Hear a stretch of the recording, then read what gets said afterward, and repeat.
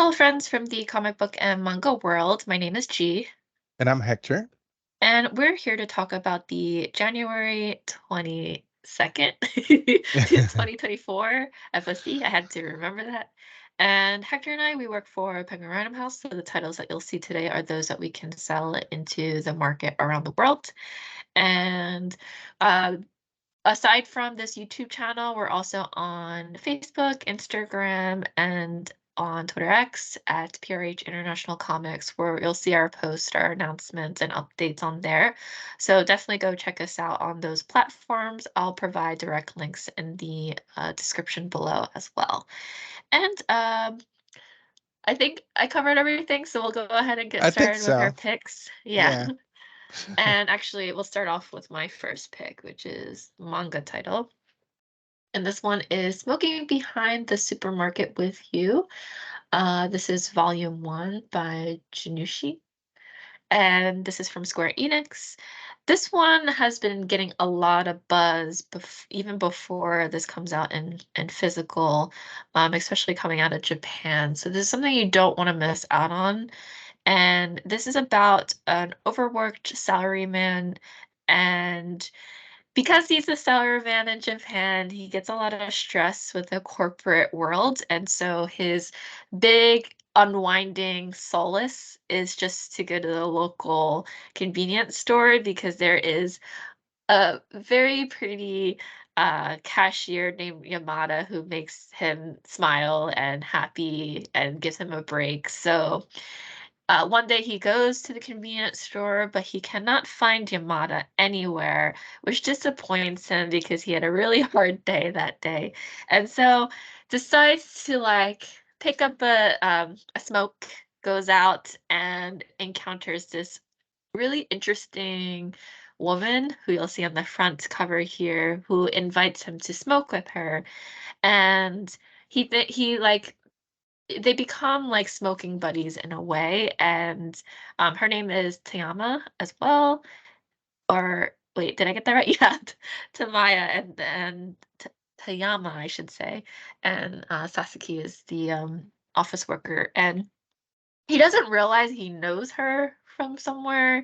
You're gonna have to figure out how. But this is just a good, it's like one of those nice slice of life types of stories. And like I said, this has been gaining so much attention, and so you definitely don't want to miss out on this one. So, Yeah. It gets me a little bit of Clerks by Kevin Smith vibes a little bit, with the convenience store, but also sort of, you know, just sit down and talk about life and about things that are happening in their lives. So it's just, one of uh, those stories that is just about that, about the dialogues that these two characters have, which is great. mhm. Yeah. All right. All right. And we And have cover then picks. yes, cover picks. And the first one is mine. It's God's Vibe. This is the Edge variant, 1 in 25. Artwork by Ejiwa Ebenebe, otherwise known as Edge. Um, and this is obviously issue 5 of the series created by Jonathan Hickman and illustrated by Valerio Schiti, that has been, going on for a few months already. And it presents, the powers that be and the natural things, I forget how you call that. Anyways, so here you see natural order of things. Sorry. And then you see here the character of Mia, who's kind of in between. Is Mia Di Maria is the full name, and she's known as Mia the Magic Girl. And she's floating in space with her glowing hands with these beings surrounding her, it looks very sort of haunting, but also very beautiful at the same time. It's funny. I also had the thought that, she's Mia the magic girl, not the magical girl, but still her pose reminds me of magical girls in anime and manga. But anyways, I do want to talk about the artist. The artist Ejiwa Ebenebe, and no, better known as Edge, or she calls herself Edge. I found an interview online, and she describes herself as a queer Nigerian Canadian woman currently living in Vancouver, Canada. And she talks about how she has lived in a lot of places, from Africa to the South Pacific to obviously Canada, and all those experiences have given her a new perspective, or a great perspective of the world. And her art is, as you can see from this piece, but if you should definitely go to her Instagram and scroll down, it's very worldly. There's a lot of mixture of like earth tones and very bright colors at the same time, which is sort of like kind of what you see here. She plays a lot with highlights and some of the shadows, and I love how a lot of her art, it looks like very shiny. She has a lot of mermaid art, which I love. It's very beautiful. Like I said, you should definitely check her out. Check out her Instagram. And it it really, I love this piece of art. And then I went and looked her up, and I fell in love with her as an artist in general. And she hasn't done many covers. I know she recently did some for Star Trek, from IDW, but I believe this is the first one for Marvel. So it's also a big deal. And I love when artists who have already made such a big name for themselves doing other stuff, coming to the comic book medium. And this one is coming. I think it could take the comic world by storm. And I love that she talks. I mean, you should look up all her interviews and things. She has a lot of interesting stories on her background, and you can tell by her art that she puts those experiences into her art. So very cool. I love this art. I love this cover. I definitely need to get this one. Yep. And the next one, of course, had to put this in here. This is the Yes. Ultimate Spider-Man issue number 2. This is the Elizabeth Torque variant. At the time of this recording, issue number 1 has already came out last week. And this one had to put on here because we have a flip-in script with now Peter saying the line, except calling her Tigress, which is nice. And I just like it because the chip says cheesy. It's like oozing cheese, this cover. Yeah. And very much self-aware of that with the bag of cheesy chips that he's holding. It's like he's like fully embodying the dad joke. Very self-aware.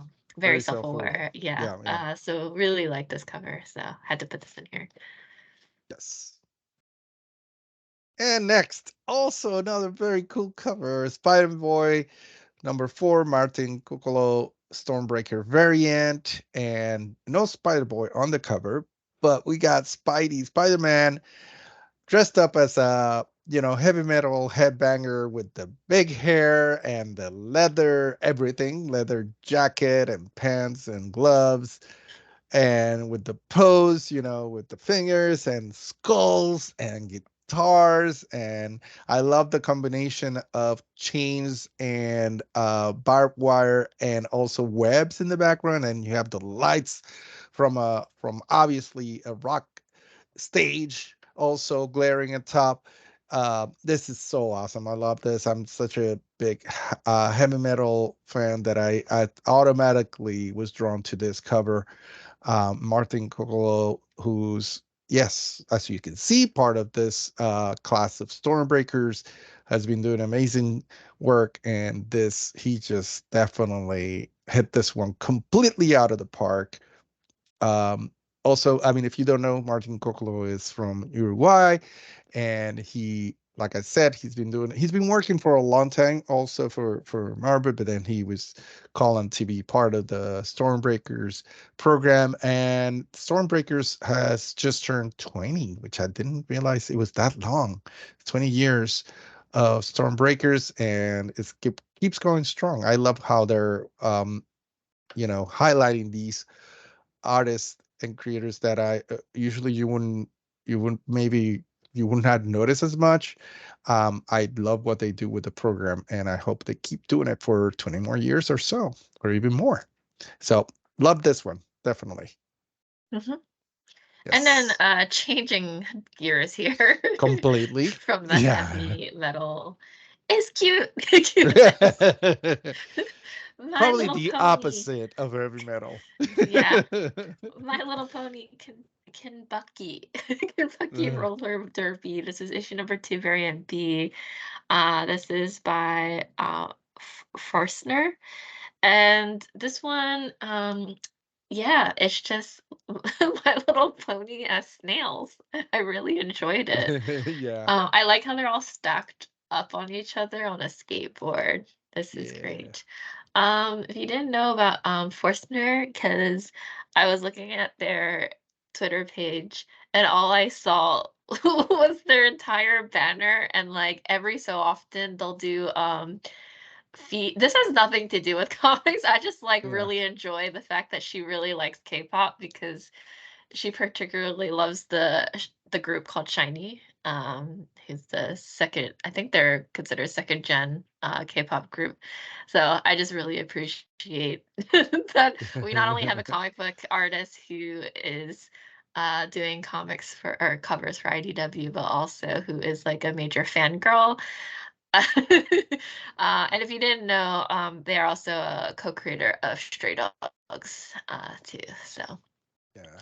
fits into the cute, but also like I really love like the little sign at the top. Snailed it. Nailed it. I know. I loved it. Anyway, I had to put this out. It's really cute yeah. and adorable. I love it. Awesome. Next up, Godzilla, The War for Humanity #4. This is variant B by Jake Smith. And Jake Smith has been doing these covers for Godzilla War for Humanity, sort of his style, his very specific style.